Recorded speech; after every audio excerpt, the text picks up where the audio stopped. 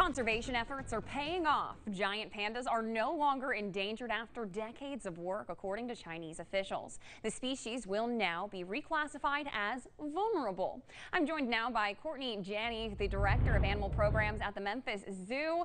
It is one of these lucky American zoos to be able to take care of those adorable creatures. Courtney, thank you so much for being here. Tell us what had to be done to move giant pandas from endangered to vulnerable.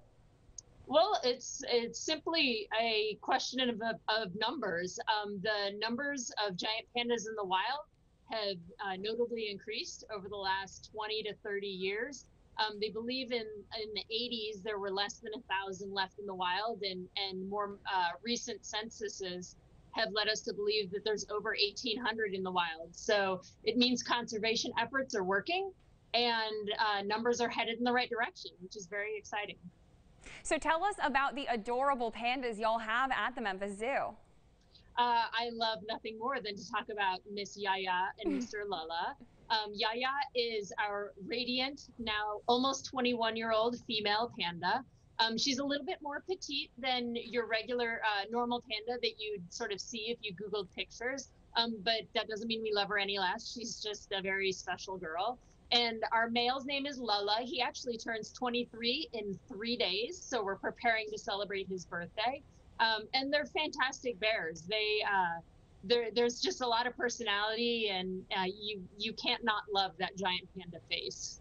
You mentioned a birthday is upcoming, so I've got to ask, how do you celebrate a panda birthday? With lots of bamboo and on their time schedule. It's important you wait for a panda to wake up. You wait on the panda never waits on you. And just lots of treats. We'll do some sort of big silly cake out of ice cake that we'll mix in some of his favorite treats. Sometimes we decorate the dens. And so we'll see what the keepers have in mind for his, usually it's a pretty severely themed birthday, so we'll see. Speaking of how much they sleep, how much do pandas actually sleep versus play during their days? It varies seasonally, but I always like to say that you're going to see a panda sleeping or you're going to see a panda eating. If you're very, very lucky, you might see a panda playing, but for the most part, a lot of people relate to them as their sole animal because they are either sleeping or eating.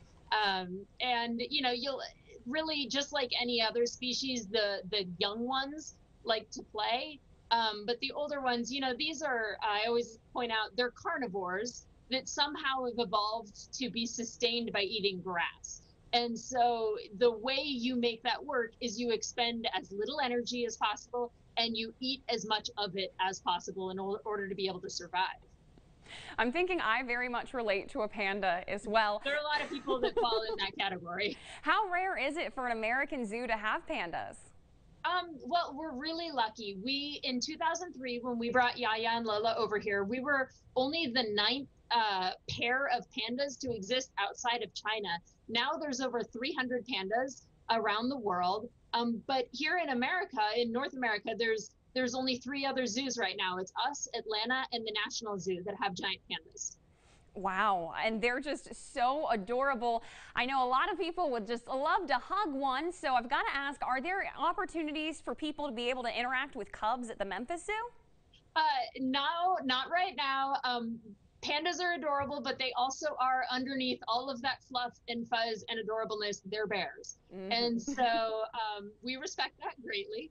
And they've got bare teeth and they've got bare claws. And so while the keepers interact with them daily in training sessions and in numerous feeding sessions, as we mentioned, the only way the public really can interact is to come visit them while they're on exhibit. We have 3 different exhibits for our bears, both indoor, and the indoor one is soundproof and air conditioned, so they live in the lap of luxury, and then outdoor as well. But they're built in a way that you can get a really good view of our bears, whether or not they're eating or sleeping. That is so cool. Courtney Janney, Director of Animal Programs at Memphis Zoo, thank you so much for visiting with us, and we know where to go the next time we're in Memphis. Thank you.